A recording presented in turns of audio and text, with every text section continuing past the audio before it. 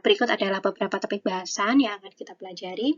Yang pertama merupakan definisi belajar, yang kedua belajar bermakna, tiga pembelajaran dengan pendekatan proses, yang keempat pembelajaran transformasional. Nah, ini dia yang pertama adalah slide mengenai belajar. Ya, saya tambahkan informasi kalau di psikologi itu kami punya bahasan yang namanya psikologi belajar, gitu ya.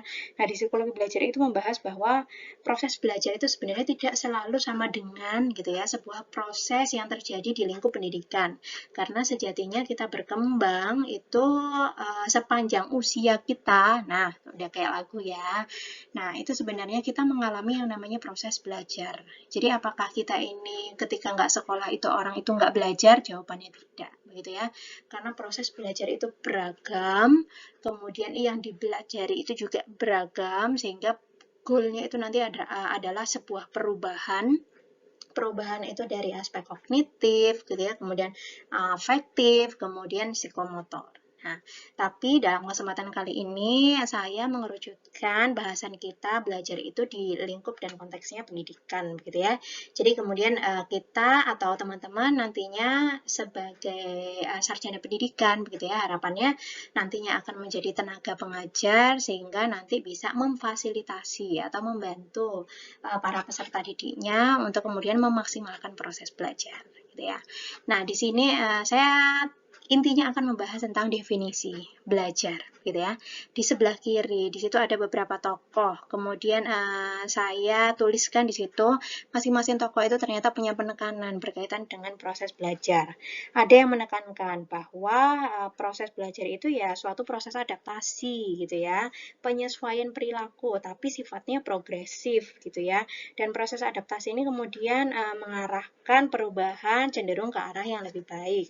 Kemudian yang kedua itu bahwa dikatakan bahwa belajar itu merupakan perubahan penampilan sebagai akibat dari latihan, gitu ya. Jadi penekanannya ada latihan di situ. Lalu ada juga yang mendefinisikan bahwa perubahan perilaku itu sifatnya relatif permanen, tetap gitu ya. Jadi ketika kita mendapatkan hasil dari proses belajar, itu hasilnya relatif menetap pada diri kita gitu.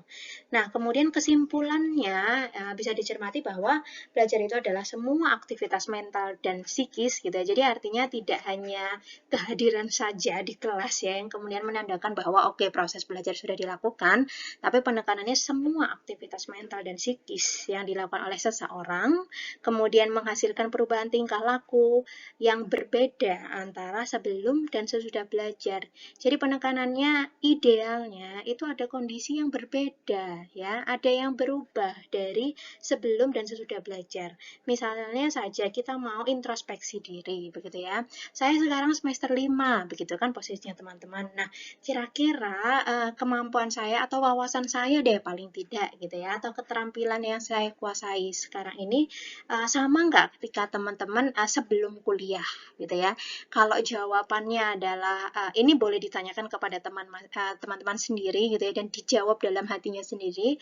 Ketika memang jawabannya adalah iya sih ada banyak hal yang kemudian sudah aku ketahui yang sebelumnya aku belum ketahui, maka jawabannya maka artinya proses belajar yang sudah dijalani selama 5 semester ini menghasilkan begitu ya. Tapi kalau yang belum, nah boleh dikoreksi lagi. Berarti perlu ada evaluasi dari proses belajarnya, gitu ya. Nah, kemudian belajar itu adalah proses penguasaan suatu hal yang bermakna didapat dari pendidikan, latihan, maupun pengalaman yang menghasilkan perubahan perilaku relatif permanen sebagai wujud dari penguasaan materi, gitu ya. Jadi sebenarnya kalau teman-teman akhirnya sudah bisa menguasai bagaimana sih teknik mengajar dengan tema A begitu ya, yang akhirnya ketika sudah dipelajari ya perubahannya akan relatif permanen untuk diri teman-teman. Lalu ada 3 aspek dalam belajar sebenarnya. Yang pertama itu adanya perubahan perilaku yang diakibatkan dari pendidikan, latihan, dan pengalaman. Yang kedua titik tekannya adalah adanya pendidikan dan pelatihan, gitu ya. Kemudian yang ketiga adalah adanya pengalaman. Maka dari itu mungkin kalau teman-teman mencermati selama 5 semester ini setiap dosen punya pendekatannya masing-masing ya untuk kemudian melatih teman-teman, memberikan pengalaman terhadap teman-teman. Jadi ya melalui beberapa praktikum misalnya gitu kan ya. Teman-teman diajak untuk memiliki pengalaman gitu. Nah, oke, saya lanjutkan. Ternyata belajar itu tidak hanya disikapi sebagai sebuah proses, tapi belajar itu juga merupakan sebuah sistem gitu ya. Nah, di sini jadi proses, saya sedikit kembali lagi, kalau proses itu dikatakan bahwa ada proses mentransformasi ya. Yang ditransformasi itu adalah bisa dalam bentuk materi, keterampilan, begitu ya, pengetahuan atau keterampilan, sehingga kadar kualitasnya itu jadi lebih tinggi atau lebih luas gitu. Nah, kemudian ternyata belajar itu juga menjadi atau merupakan sebuah sistem. Karena di sini kalau kita lihat ya ada 4 poin, di tengahnya itu ada proses belajar. Saya ajak teman-teman mencermati yang sebelah kiri dulu. Raw input ya. Raw input itu adalah bahan yang dipelajari ya. Kalau kita mau ngajar itu kan pasti menyiapkan bahan ajar. Ini adalah raw inputnya. Kemudian hasil belajar itu adalah outputnya. Nah, ternyata nggak cukup sampai di situ. Proses belajar itu juga dipengaruhi oleh aturan dan norma yang harus diperhatikan. Di sini ada environment input, kemudian instrumental input, gitu ya. Nah, kita coba kenali environment input yang harus diperhatikan itu ternyata nggak cuma menyiapkan bahan ajar selesai ya, tapi environment input misalnya kondisi ruangan ya, kemudian iklimnya, suasananya, lingkungan kelasnya atau lingkungan sekolahnya ini ribut apa tenang gitu ya. Misalnya kayak aplikasinya mungkin di kampus kita sendiri, posisinya ada di pinggir jalan raya begitu ya. Tapi kemudian pastinya pembangunan ruang, gedung dan lain sebagainya itu juga dikondisikan agar memang suasana mendukung, tempatnya layak, begitu ya, sehingga memaksimalkan proses belajar mengajar yang terjadi di dalamnya. Kemudian instrumental input, itu ada kurikulum, aturan sekolah, aturan keluarga, norma agama, atau mungkin peraturan-peraturan lainnya, begitu ya. Nah, ini adalah sistem yang diperlukan dalam sebuah proses yang disebut belajar. Jadi belajar itu merupakan proses dan sistem. Nah, kemudian di sini saya munculkan ada pembelajaran yang bermakna, begitu ya. Jadi sebenarnya kalau di awal tadi belajar itu adalah proses penguasaan sesuatu. Nah, kita perlu cermati ternyata apakah belajar itu sekedar untuk mentransfer materi saja, artinya misalnya saya hanya memberikan materi saja kepada teman-teman, tapi kemudian ternyata saya tidak membuat proses belajar ini lebih bermakna, gitu ya. Ya akhirnya teman-teman hanya akan mendapat materi, tapi belum tentu mendapatkan esensi, gitu ya, dari mata kuliah psikologi pendidikan misalnya. Kalau saya cuma kasih materi aja, misalnya begitu. Nah, kemudian di sini muncul yang dikatakan belajar bermakna. Jadi ada beberapa latar belakang ini kalau mau saya simpulkan. Ada poin-poin mendasar yang kemudian akhirnya memunculkan ternyata proses belajar itu ya perlu ada yang namanya belajar bermakna. Di sini ada 4 poin. Yang pertama, penguasaan materi baru itu tidak lepas dari materi sebelumnya. Jadi kalau kita cermati, kita sendiri belajar ya, materi yang kedua itu pasti tidak lepas dan berkaitan dengan materi yang pertama gitu ya. Nah, kemudian belajar itu sebenarnya bukan hanya menghafal. Jadi ketika kita belajar atau nanti peserta didik kita belajar tentang materi yang kita ajarkan itu sebenarnya bukan hanya sekedar mereka hafal atau tidak materi kita. Karena menghafal itu dinilai tidak dihubungkan dengan pengetahuan yang dimiliki pembelajar.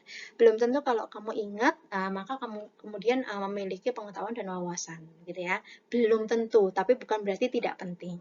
Ya, kemudian ada di sini dikatakan discovery learning. Jadi siswa itu mendapatkan pengetahuan terutama penerimaan, bukan penemuan saja, gitu. Jadi tidak hanya sekedar kemudian mempelajari penemuan-penemuan atau menghasilkan penemuan-penemuan saja, begitu ya. Nah, kemudian ada model pembelajaran yang digunakan, ada expository ya. Di sini pembelajaran itu penekanannya diberikan dengan bentuk penjelasan atau memaparkan fakta dan ide. Jadi ini sudah mulai ada inisiasi lebih ya. Jadi kalau yang sebelumnya materi itu disampaikan, begitu ya, disampaikan saja. Nah, ternyata melalui model pembelajaran ekspositori, sebuah proses pembelajaran itu ya idealnya disampaikan dalam bentuk penjelasan, kemudian ada pemaparan faktanya, ada idenya, gitu. Dan tentunya hal-hal tersebut dilakukan dengan memperhatikan struktur kognitif siswanya. Jadi kalau kita pinter gitu ya, kita sebagai tenaga pendidik kita sudah menguasai materinya. Kita juga perlu paham loh kemampuan kognitif dari peserta didik kita gitu ya. Jadi artinya ketika kita memberikan materi atau mentransfer materi gitu ya, memberikan penjelasan, memberikan fakta dan ide itu kita sesuaikan dengan kapasitas kognitif siswa. Seperti di awal yang pernah kita ketahui ternyata aspek kognitif atau kemampuan kognitif. Kenapa sih kok psikotes itu dilakukan di sekolah begitu ya misalnya. Nah, paling tidak tujuannya di sini muncul bahwa ketika kita sebagai tenaga pendidik itu tahu kapasitas kognitifnya dari peserta didik kita akan bisa memperhatikan gitu ya cara kita yang tepat itu seperti apa. Oh, kemudian penerimaan mereka itu kemampuannya seberapa sehingga kemudian kita bisa setting pemberian materi kita, cara penjelasan yang kita berikan gitu ya, atau kemudian beberapa fakta dan ide yang kita tambahkan. Nah, muncullah yang kemudian dikatakan sebagai proses pembelajaran yang bermakna. Intinya di sini pengetahuan proses belajar ya, kemudian pengetahuan baru, ketika pengetahuan tersebut masuk akal bagi siswa, kemudian ada dihubungkan ya dengan pengetahuan yang dimiliki. Kemudian harapannya nanti ada teman-teman siswa atau peserta didik ini nanti mampu memecahkan masalah dari hasil kombinasi pengetahuan baru yang kemudian digabungkan begitu ya, atau dihubungkan dengan pengetahuan-pengetahuan lama yang sudah dimiliki. Kemudian akhirnya teman-teman bisa memecahkan masalah, mengingat kembali, kemudian memahami dan menghasilkan bahasa siswa. Jadi penekanannya adalah menghubungkan ya, menghubungkan ada beberapa informasi, pengetahuan yang kita cermati dulu mereka ini sudah belajar apa saja, kemudian akan kita gabungkan dengan pengetahuan-pengetahuan baru yang akan kita berikan sehingga mereka nantinya atau peserta didik ini akan bisa memecahkan masalah, mengingat, memahami dan menghasilkan bahasa siswa. Kemudian di sini tugas utama guru ya. Jadi poinnya terus kita sebagai tenaga pendidik apa Bu yang akan dilakukan begitu ya ketika kita sudah mempelajari tentang hal ini. Gitu. Nah, nanti saya sedikit mengulas, kita akan sedikit belajar ada proses kognitif. Jadi sebenarnya bagaimana sih proses kemudian kita menangkap sebuah materi atau biasa disebut dengan stimulus sampai kemudian kita bisa ingat materi itu. Nanti akan saya ceritakan ketika kita membahas tentang ada ini kognitif ya. Kemudian kalau di sini saya mau masuk berkaitan dengan belajar yang bermakna. Tugas guru itu adalah membuat informasi itu kemudian menjadi lebih bermakna. Jadi tidak hanya sekedar materinya saja, tapi kemudian ditambahkan ada hal-hal sehingga informasi tersebut bisa lebih bermakna dengan cara menyajikan informasinya secara jelas. Jadi kalau memberikan penjelasan ya bisa lebih jelas, begitu ya. Kemudian terorganisir dengan baik dengan cara menghubungkan dengan informasi yang telah dimiliki siswa. Gitu. Jadi harapannya kalau kita memberikan mata pelajaran A, ya ada baiknya kita juga mengkaitkan materi pelajaran A itu dengan materi pelajaran yang sebelumnya sudah pernah didapat. Sehingga kita mengajak peserta didik itu untuk kemudian bisa menghubungkan, oh ternyata kemarin itu saya belajar ini karena memang saya butuh untuk kemudian bisa dikolaborasikan dengan informasi atau materi yang baru ini. Nah, begitu ya. Nah, sehingga informasi yang dimiliki siswa itu ya memang bisa dipahami dengan cukup baik ya. Baru kemudian kalau kita sudah menguasai konsep tersebut, kita bisa mengajarkan dan menerapkannya dalam sebuah situasi yang dinamakan proses belajar gitu ya.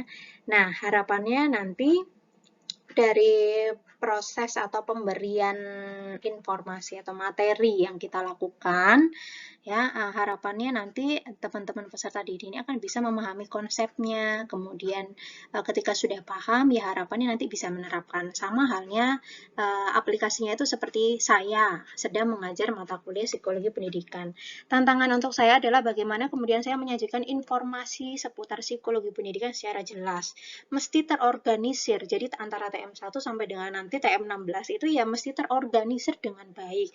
Dan kemudian saya bisa merangkai gitu ya, menjelaskan keterkaitan dan hubungannya dari beberapa informasi ini dengan mungkin beberapa hal yang sudah pernah dipelajari teman-teman di mata kuliah yang lainnya di semester sebelumnya. Sehingga nanti harapannya teman-teman mahasiswa ini punya konsep yang baru seputar psikologi pendidikan, ternyata jadi guru itu tidak hanya menguasai materinya saja gitu ya. Nah, kemudian oke, jadi saya paham kalau nanti jadi guru itu saya perlu memahami hal-hal lain. Nah, ini jadi ada konsep baru. Kemudian nanti harapannya ya bisa diterapkan ketika teman-teman sudah bisa menjadi tenaga pendidik gitu ya. Jadi harapannya bisa diterapkan juga dalam situasi yang lain gitu. Oke. Kemudian ada 3 prinsip dalam instruksi guru. Nah, ketika kita menjadi tenaga pendidik, begitu ya harapannya, kita bisa memperhatikan 3 prinsip ini untuk kemudian bisa mengaplikasikan atau memunculkan kondisi yang dinamakan belajar yang bermakna. Yang pertama itu pengorganisasian meningkatkan belajar, menekankan tatanan dan keterkaitan pada informasi baru. Jadi di sini simpelnya itu kita mengelompokkan informasi, gitu ya, yang terkait ke dalam kategori atau sebuah pola. Jadi kalau ngomongin belajar, ya belajar dulu gitu ya. Oh, jadi kita tahu polanya seperti apa gitu kan. Kemudian yang kedua, setelah mengorganisasikan gitu ya, atau mengelompokkan informasi yang saling terkait, maka kemudian kita melakukan elaborasi. Nah, kita bisa mengaitkan informasi dengan skema yang telah ada. Kemudian kita bisa melakukan asosiasi sehingga informasinya itu lebih bermakna. Jadi kita bisa kemudian mengelaborasikan informasi baru ini dengan informasi-informasi lainnya seputar kepentingan peserta didik gitu ya.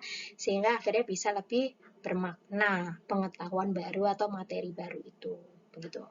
Nah, kemudian semakin tinggi tingkat aktivitas dalam pengalaman bermakna, maka semakin tinggi yang dipelajari siswa. Aktivitas ini membuat siswa menyadari penggunaan strategi untuk memperbaiki pemahamannya, meningkatkan kemampuan pemecahan masalah, memahami dan menguasai bahasa. Begitu. Jadi ini goalnya bahwa ternyata dalam sebuah proses belajar untuk bisa lebih bermakna itu perlu strategi. Nah, strategi ini bisa dilakukan oleh tenaga pendidik maupun peserta didik untuk memperbaiki pemahamannya. Jadi tidak hanya tenaga pendidik saja yang bertugas untuk memperbaiki pemahaman dari peserta didik, tapi kemudian peserta didik juga diajak untuk bisa memahami ya, oh pemahaman saya ini seperti apa, kemudian nanti strategi apa ya yang paling cocok untuk diri saya, sehingga akhirnya motivasi atau semangatnya untuk terus belajar gitu ya bisa lebih muncul dari dirinya sendiri. Nah, gitu. Kemudian di sini adalah aspek-aspek belajar yang bermakna. Ada A sampai dengan H ya di situ. Jadi yang pertama itu misalnya menyeleksi, yaitu kita mereduksi. Ini materi studi yang paling penting begitu ya. Jadi kita perlu memberikan perhatian khusus kepada bidang studi tertentu. Jadi misalnya mana sih yang sebenarnya ini sangat penting sekali. Ini poin pentingnya kita perlu sampaikan kepada peserta didik, sehingga peserta didik itu oke, paling tidak saya mengingat poin-poin penting mana yang kemudian perlu saya kuasai ketika mereka sedang belajar tentang materi baru. Ya, kemudian menghubungkan itu mengkaitkan bagian-bagian bidang studi ke tiap bidang yang lainnya. Jadi misalnya kita belajar tentang psikologi pendidikan, maka kemudian kita bisa menghubungkan apa sih pentingnya belajar psikologi pendidikan dengan mata kuliah lain yang saya pelajari. gitu kan. Kemudian ada mengkonkretkan ya. Jadi di sini itu menghubungkan isi materi bidang studi ke hal-hal yang lebih konkret. Jadi misalnya pengalaman pribadi ya, kemudian kejadian dalam kehidupan sehari-hari. Seperti yang mungkin saya pernah lakukan adalah saya menceritakan bagaimana di sektor pendidikan atau di konteks pendidikan itu juga membutuhkan pendekatan lain yang dinamakan psikologi pendidikan gitu ya.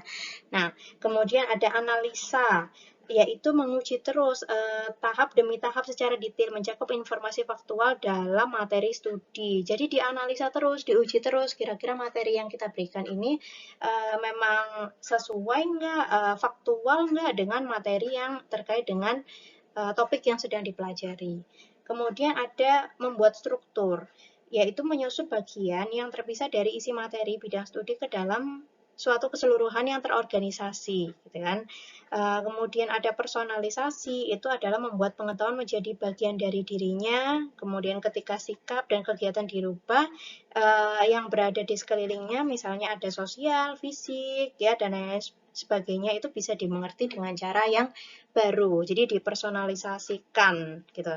Sehingga kita membantu mengkondisikan mereka atau kondisi di sekelilingnya untuk kemudian bisa membantu peserta didik memahami materi tersebut. Kemudian menjadi aktif. Di sini peserta didik juga kita ajak untuk bisa menyelidiki sesuatu atau menyimpulkan sendiri. Jadi misalnya ketika presentasi atau mungkin ketika sudah diberikan penjelasan seputar materi, saya minta nih sebagai tenaga pendidikan, saya kemudian meminta teman-teman untuk membuat kesimpulan ya terkait dengan materi yang sudah pernah dipelajari. Untuk ini untuk mengecek logika berpikir atau argumen dari para peserta didik berkaitan dengan materi yang sudah dipelajari. Kemudian ada mengingat dan mengulang, yaitu memisahkan fakta, mengulanginya beberapa kali, gitu ya. Ini diperlukan, sehingga aspek-aspek inilah yang perlu kita perhatikan ketika kita ingin mengkondisikan proses belajar kita itu lebih bermakna. Ya, kemudian di sini ada pendekatan dengan pembelajaran dengan pendekatan proses. Yang di atas itu saya menjelaskan definisi pembelajaran. Teman-teman bisa cermati definisinya. Kemudian kalau untuk pembelajaran dengan pendekatan proses itu sebenarnya adalah mengacu pada 3 poin.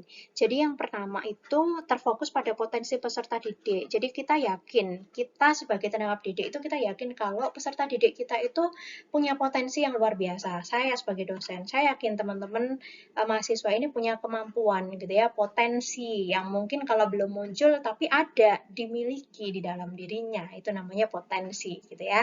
Nah, kemudian menekankan pengembangan manusia. Jadi saya sebagai tenaga pendidik itu ya poinnya adalah saya ingin mengembangkan teman-teman mahasiswa. Karena saya yakin tadi teman-teman punya potensi, punya kemampuan, entah yang sudah dimunculkan atau yang belum dimunculkan.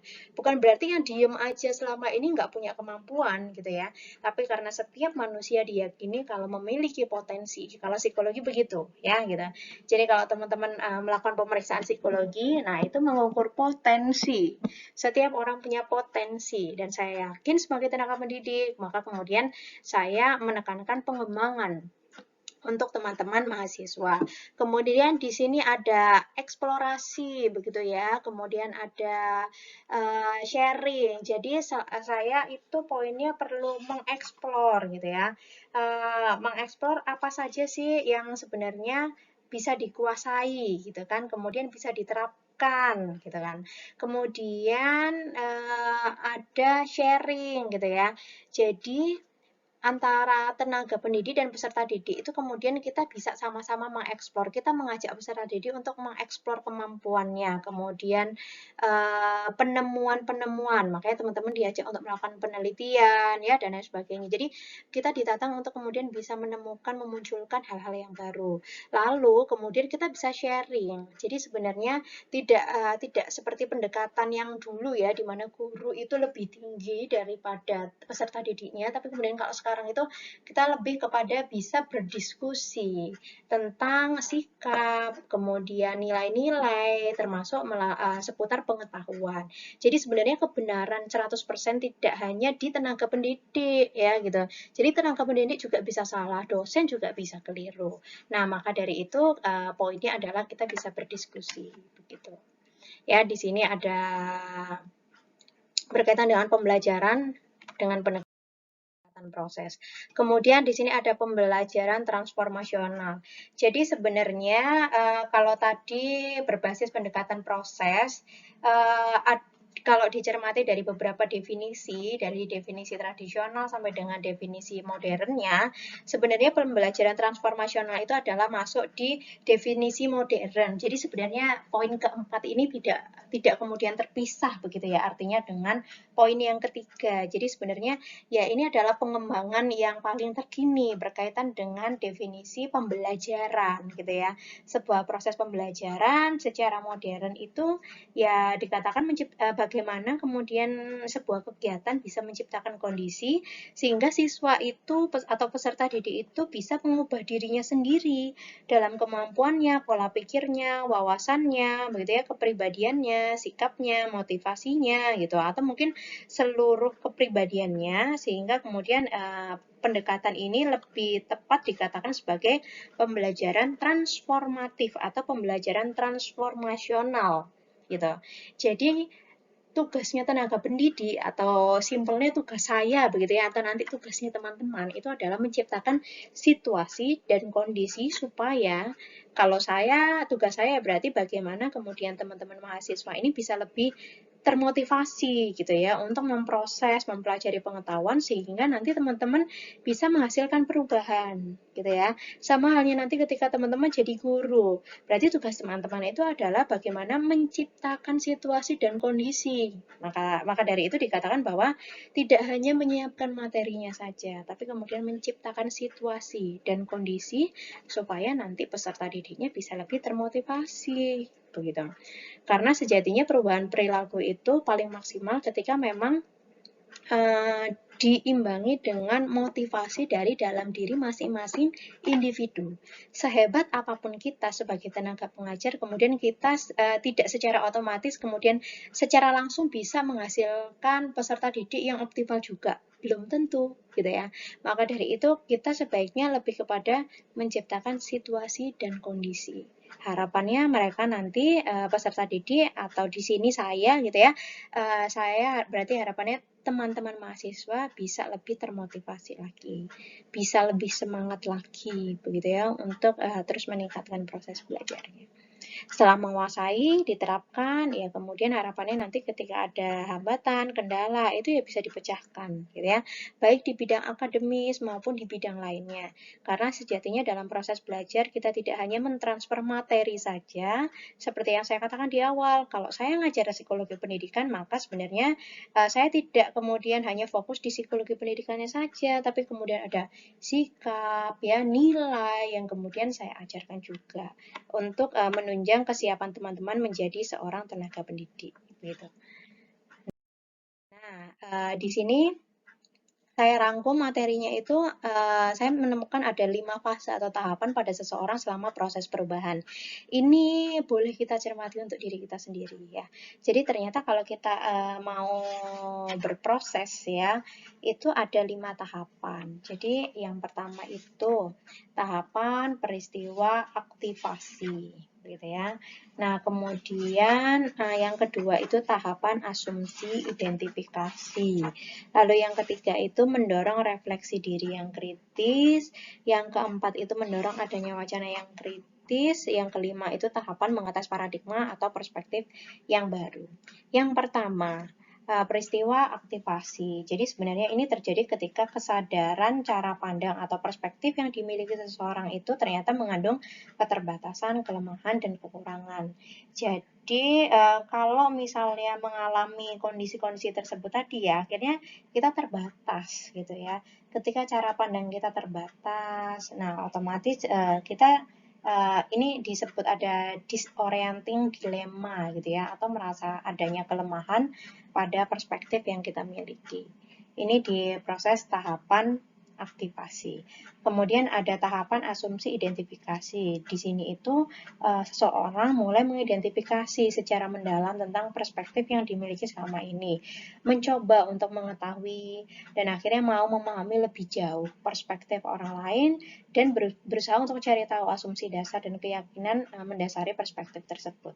Jadi kalau kita itu awalnya, kalau kita hanya fokus pada keterbatasan, kelemahan dan kekurangan kita gitu ya, maka di tahapan 1 ya kemudian artinya kita miss gitu. Wah, ini materinya susah nih dan lain sebagainya, ya sudah kita akan miss. Tapi kemudian di tahapan berikutnya seseorang itu akan kemudian bisa mengidentifikasi secara mendalam ya, kondisi orang lain itu seperti apa, gimana kalau dari sudut pandang teman-teman yang lain, apakah semuanya merasa kesulitan, misalnya seperti itu. Yang kemudian ketiga itu mendorong refleksi diri yang kritis. Jadi di mana kita ini sebenarnya kemudian akan berusaha untuk bisa lebih meyakinkan gitu ya, meyakinkan cara pandang kita. Pokoknya bismillah lah dicoba dulu misalnya begitu. Akhirnya kita mendorong diri kita ya untuk kemudian lebih kritis begitu ya. Nah, di tahapan yang keempat mendorong adanya wacana yang kritis. Di sini itu tahapan untuk bisa memperoleh penguatan atau pemantapan begitu ya. Sehingga akhirnya wah, kita bisa nih belajar begitu ya. Kemudian kita bisa memperoleh pengalaman yang lebih gitu. Kemudian di tahapan ini biasanya orang-orang itu ini melakukan dialog kalau disebut di dalam referensi itu ya, melakukan dialog secara intensif dengan orang lain. Jadi misalnya diskusi gitu ya, sehingga kemudian akhirnya perlahan bisa kita punya persepsi yang lain, sudut pandang yang lain. Jadi kalau tadinya kita bilang susah ya, nggak bisa ya, ternyata kemudian kalau kita mulai diskusi gitu kan ya, kita lebih mau mengkritisi diri kita sendiri sehingga kita bisa punya sudut pandang dari yang lainnya gitu. Kemudian yang kelima itu adalah tahapan mengetes paradigma. Tahapan ini seseorang itu biasanya mulai tertarik dan mau mencoba menggunakan cara pandang atau perspektif baru. Sama halnya begini, ketika saya teman-teman tidak pernah ketemu saya, begitu ya. Contohnya ini aplikasinya. Saya kemudian mungkin punya pendekatan yang berbeda gitu ya dengan dosen-dosen lain yang pernah ditemui, gitu kan. Nah, mungkin teman-teman awalnya kok gini dan lain sebagainya, tapi kemudian cobalah diskusi dengan teman lain, diskusi dengan saya misalnya, maka kemudian harapannya teman-teman akan punya perspektif yang baru atau cara pandang yang baru gitu ya untuk memaknai kenyataan atau pengalaman yang sekarang ini kita jalankan gitu, sehingga mungkin beberapa di antara kita itu kalau ketemu hal yang baru kita yang pertama ngomel dulu, protes dulu gitu ya, atau mengidentifikasi hal-hal yang tidak menyenangkan dulu. Nah, kemudian ya itu hal yang wajar sebenarnya kalau mau dicermati, tapi perlahan kalau kita sudah mulai masa sih kayak begitu gitu ya, kemudian kita mau lebih proaktif untuk belajar, mau diskusi sama orang lain, harapannya mungkin kita sendiri akan bisa merubah pola pikir dan sudut pandang kita. Dan ini hal yang dibutuhkan sebenarnya untuk kemudian bisa lebih beradaptasi ya, karena kan kita selalu dihadapkan pada hal-hal yang baru begitu. Jadi ini adalah tahapan pada seseorang selama proses perubahan. Jadi kalau ada yang protes di awal, kok nggak suka dan lain sebagainya, ya nggak apa-apa, ya begitu. Jadi nanti kalau teman-teman jadi guru juga peserta didiknya kok ada yang protes, wah ini nggak kayak guru yang biasanya, coba kalau kayak guru yang lainnya itu kan enak dan lain sebagainya. Pahami hal itu memang menjadi tahapan atau fase yang memang sedang dialami oleh peserta didik kita. Jadi mungkin mereka masih belum kebiasaan aja dengan pendekatan kita sebagai tenaga pendidik gitu ya. Tapi harapannya kemudian kita bisa bantu mereka supaya mereka lebih bisa menyesuaikan diri dengan harapannya dengan cepat ya, gitu, dengan kondisi kenyataan yang sedang kita alami sekarang ini. Nah, akhirnya muncul slide yang terakhir yaitu berisikan referensi gitu ya yang saya gunakan untuk menampilkan materi di tatap muka yang ketiga kali ini. Berikut adalah referensinya, artinya juga TM ketiga ini kemudian disudahi begitu ya. Nah, itu tadi adalah penjelasan seputar belajar begitu ya. Sekali lagi saya tekankan kalau belajar yang di dipelajari di tatap muka ini adalah proses belajar yang memang konteksnya saya kerucutkan di ranah pendidikan, sesuai harapannya nanti agar bisa diaplikasikan oleh teman-teman di Prodi Pendidikan Bahasa Inggris selaku calon-calon tenaga pendidik yang handal, mudah-mudahan ya insya Allah. Nah, baik teman-teman, demikian saya akhiri tatap muka yang ketiga ini. Tentunya jika teman-teman memiliki pertanyaan ya berkaitan dengan materi di tatap muka yang ketiga ini, saya sudah membuka forum diskusi di e-learning, sehingga nanti jika ada yang ingin menyampaikan pertanyaannya, saya persilahkan untuk menuliskannya di kolom diskusi e-learning. Baik, teman-teman, saya sedikit mengingatkan TM keempat berikutnya kita akan mulai belajar tentang teori belajar ya. Sampai ketemu di pertemuan berikutnya. Terima kasih. Assalamualaikum warahmatullahi wabarakatuh.